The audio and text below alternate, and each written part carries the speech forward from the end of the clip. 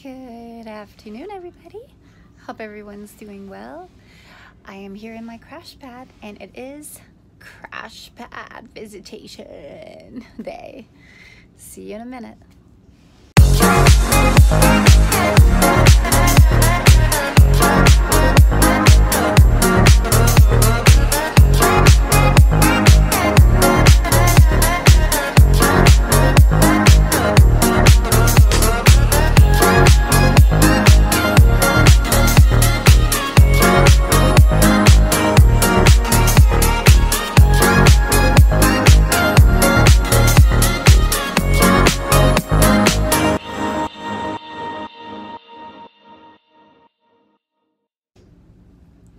So you guys, today is crash pad, and all the questions that you have about crash pads and how is it to live in a crash pad environment. So I'm going to give you a small tour of what a hotel crash pad is. There is a difference between a hotel crash pad and a normal house crash pad. I'll give you the differences and I'll let you decide which is best for you. Now, I'll tell you right now before I get started, my favorite obviously is a hotel crash pad. I love the amenities. I like the fact that there's a bit of everything here. And the service is great. It is a hotel. You call downstairs, you get service. You don't get that from a house crash pad. But there's advantages and disadvantages. And now let's give you the tour and I let you guys decide. All right, so crash pad, let's see. Where do we start? When you walk in, you have 2 bunk beds, and they have numbers on them. 2, 3, 4, and 5. And you get your typical pillows. You know, you go up the ladder. Same here, pillows. Now the way that it is set up, it's really cute. You've got your own individual plugs, your switch on and off, and then you get your own little personal light, which I'm going to turn on right now. There you go, for reading, so that you do not disturb everyone by opening those crazy lights that they have up there. So it's very individualized. Everybody gets 2 pillows. It's very comfortable, and they also give you a little pocket. In this little pocket, you get to put whatever it is that you need. So you can plug your phone here and then kind of have your phone laying in here while you're sleeping here. So let me shut this off. Then you have a little table here, obviously, and then a little stand so you can put your luggage. Now sometimes there's 4 people here, and it can get very, very crowded because obviously she has her suitcase. She does as well. And we all do. So see, right now we are 2 at the bottom, and we both have our suitcases here, but sometimes it gets really crazy and the closet can get crazy too. But we do have extra sheets, and we have a maid that comes every day at about 1 o'clock, changes our sheets for us. Now we do share a bathroom. It is not too big, it's small, so we take turns. And the good thing is we have a really thick curtain here that will kind of block the light. There you go. And we have a pretty large size shower. I like that there's a lot of supplies. When you're done with your towels, you leave them down. You can always call room service. They can come pick it up and change them. They give you tons and tons of tissues, shampoos, and I believe there is a basket full of shampoos here too. Yep, there you go. Bunch of shampoo, so you don't run out. If you didn't bring yours, which we all do bring ours because obviously we travel with our suitcase. Now for the kitchen, there's another room just like this one with 2 bunk beds, so a total of 8. And now the kitchen area. You got a little sofa here. There's a pretty view. Yeah, pretty nice. And then you can iron your clothes. You can watch TV, but you gotta be really quiet because people are mainly sleeping. Sofa. And then you got your little kitchen area here that we share. So obviously we can't store food because we're always traveling. So everybody has their stuff in here.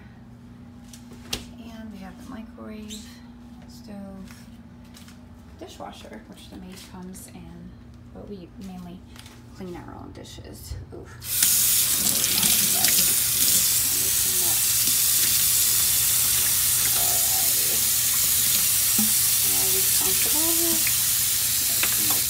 Make it pretty. Okay. And then the good thing is we have we can use, you know, a bit of the spices and garlic, pepper, salt, so we don't have to bring that. We try to bring our own stuff, obviously, not use everyone else's.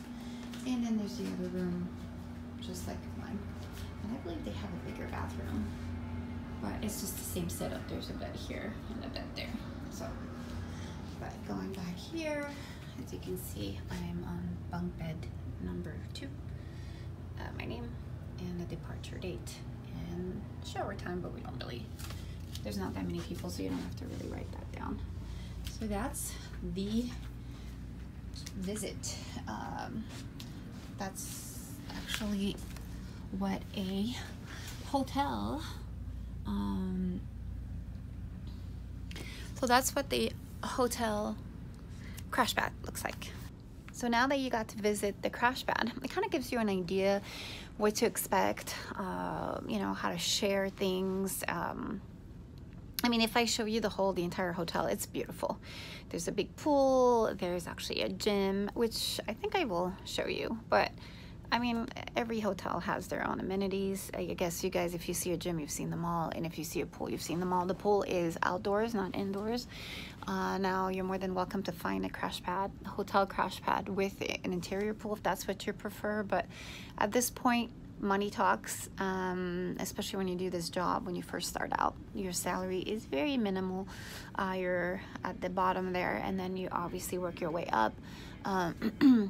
It's mainly quiet. Disadvantages is that people talk loud at any hour of the day because they have different schedule, and because I have 3-hour difference, if I wake up at noon, I'm really waking up at 9 in the morning.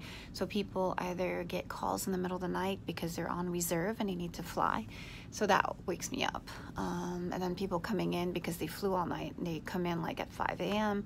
so they slam the doors, they use the bathroom, that wakes me up. So I'm a little tired because I just, throughout the night, just kept on waking me up, and the maid woke me up as well just to clean the kitchen, the bathroom and the kitchen, because she was doing the dishes, so I can hear everything. So I was getting annoyed. I woke up, I was a little tired today because I have to fly until like 1 in the morning. I'm going on an international flight tonight, but you know, it just kind of gives you a good idea of what to expect for a crash pad. Now, if you are doing a normal home sharing crash pad, now I'm gonna show you some pictures up here as I talk, and most of the house crash pads are not legal, just because you can't have that many people in one house for safety reasons. So a lot of time they are not regulated and they're not legal. So you need to be careful with that, because if there is a fire or there is an emergency, or somebody gets a hold of what's going on, you can get in a lot of trouble, and the owner will get in a lot of trouble, obviously, but you can also. So you have to look into that before you do join, or you do kind of go to those crash pads. Now, price-wise, the home crash pads are a lot cheaper because it holds a lot more people than these rooms here. To give you an idea, you can walk in and it'll literally be like 6 beds all kind of lined up, or in different, you know, positions, and there's also bunk beds integrated in them. So now the owner is not there, so you do not have transportation. You have to call your Uber to get to the airport. You don't have your sheets cleaned on a daily basis or whenever you call, you know, because here you can call downstairs and you can get them clean. Obviously, in this kind of situation, you can't. You know, if you have a dispute or a problem with someone, it's really hard to kind of communicate that to someone that may put, how do you say that, that can lay down the law and make changes. So it's really hard here. It is regulated by a pilot who put this together. And so he is entitled to make decisions as far as telling the people downstairs, hey, don't give that person the keys to go into that hotel room. She has been banned. So when it's a home situation, it's not as regulated as it would be if it be a hotel crash pad. Now, amenity wise, as I said, there's everything that you need. If I need to go to the airport, I call in a shuttle, which works with the airport, and the shuttle will be here at the time that I say. And if it's not, for whatever reason, I have to take an Uber, I am actually reimbursed because of the inconvenience. So they reassure you that they will refund you, which is great. Now, if you live in a home environment, you have to provide your own transportation, unless they have some kind of affiliation with transportation company, but which I really doubt. So that's a good thing. Now, if you want to go work out, they do have a gym downstairs. Now you can take your key, you go in, it's open 24 hours. As far as breakfast is included, so you don't have to get that as well. And if you want to work out or stay healthy and use the pool, that is available until a certain time, I believe. Now, when you're in a home environment, most of them don't have pools for liability reasons. And as far as breakfast, obviously they don't have breakfast, it's a home. So you have to buy your own stuff. Now, is your stuff protected? Meaning, if you buy a bunch of eggs and cereal, will it be there tomorrow once you fly and then you come back? Will it still be there? Probably not, because people steal. You know, they'll take your stuff. It's easier. Why go to the store when it's already in the fridge and I could just take it and sneak a few cereal bowls, you know? So it's not as regulated again, and it's really hard to prove, as opposed to here, if you steal, you can report that. If someone steals from you, and you can report it to the person that organizes it, and again, you can lay down the law and get that person expelled, so she can't come back to this crash pad. So it's very regulated in that sense. Price wise, the price for a line holder is actually cheaper than a price for a person on a flight attendant on reserve, because on reserve you have a lot more days a month that you get to stay.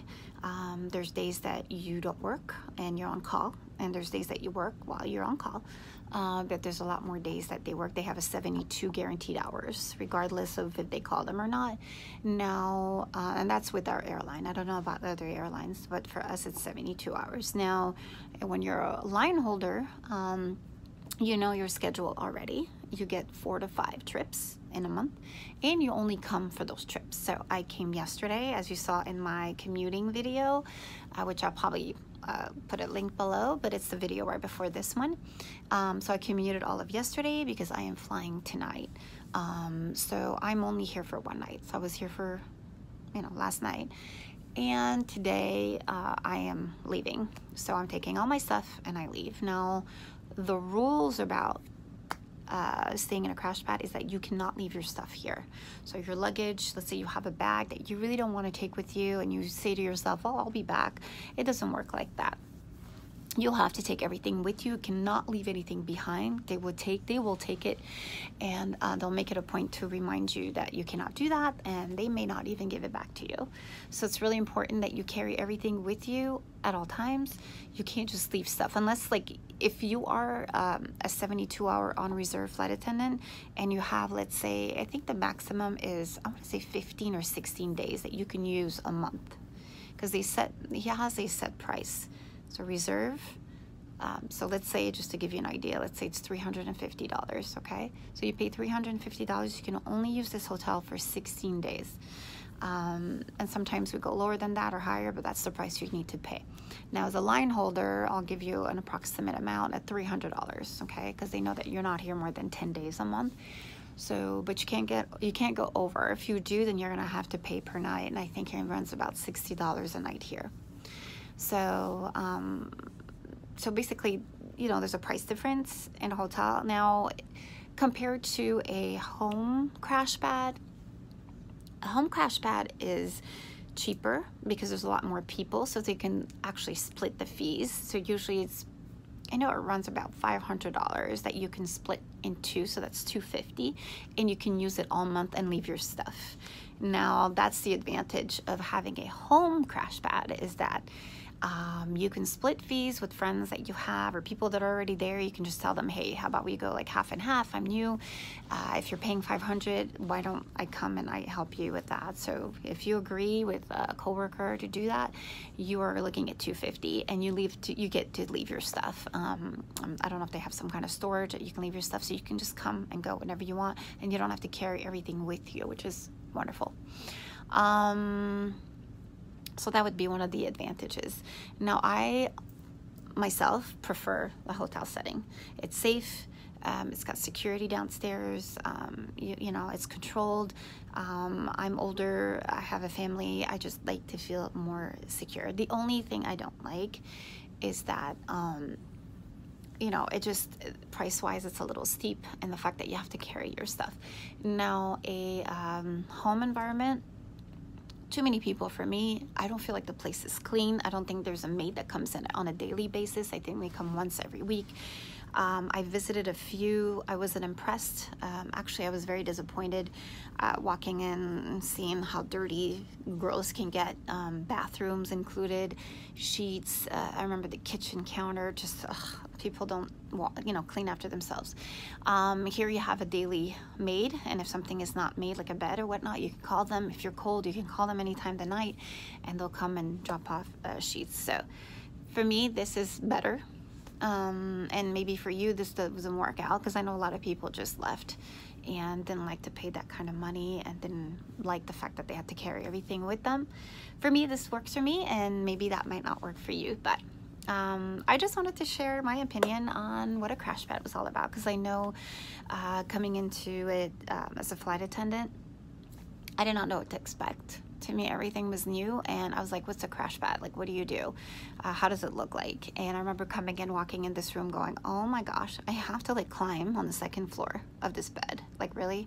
And the person was sleeping at the bottom, just to give you an example. And so I remember like just kind of crawling my way up. And I'm going, I feel like I'm 12 years old again. But it was a little awkward, but it's very intimate. I like that you got a little corner to yourself. It could be very cozy if you make it, you know, and obviously you don't have to get along with everybody, because everybody has different personality. Everybody wakes up at different times. Everybody doesn't always consider the other person while they're sleeping. So you don't have any privacy, you know, so it's not like you have your own hotel room. Now, another options are, because we're a flight attendant, we get discounts on hotels. There are hotels in the neighborhood here that can provide rooms at a really discounted price. I've seen it at $30 and $40. Now, I've been in one of those, and it was awful. Oh my gosh, the carpets were gross. The hotel was actually, physically, the hotel looked good, but once you went into the room, they were run down. It was rusty. It was disgusting. It smelled. But you know what? Sometimes you got to do what you got to do. And unfortunately, this is actually my last day in this crash pad, because I'm a part-time flight attendant. I give away a lot of my trips because I like to spend more time at home with my family, and I do run a business. So I fly part-time, and I do have a business part-time. And I'm a full-time mom. And I'm an actor. And sometimes I make more money doing that than I do flying. So I fly when I want to. It's beautiful to be able to hold a line so you can decide what flights you want and which flights you want to drop or give away. So that gives me a lot of options. So because I don't need to stay here 10 days, I don't need to spend that 300 plus. So I could just spend that money when I come. And it used to be an option where you can come part-time. I mean, you can pay for a part-time stay per night. Now he no longer wants to do that. The owner of this crash pad situation has now changed his policies. So now it's a monthly payment for a minimum amount of days. He no longer allows us to do just a couple of days or one day. So I've lost that privilege, and this would be my last month here. But it was fun while it lasted. I may come back, who knows, if it gets busy or I need a lot more money or my, you know, my business slow down. I could always kind of do this. That's the beauty of being a flight attendant. It's very flexible, and you get to decide what your schedule is going to be.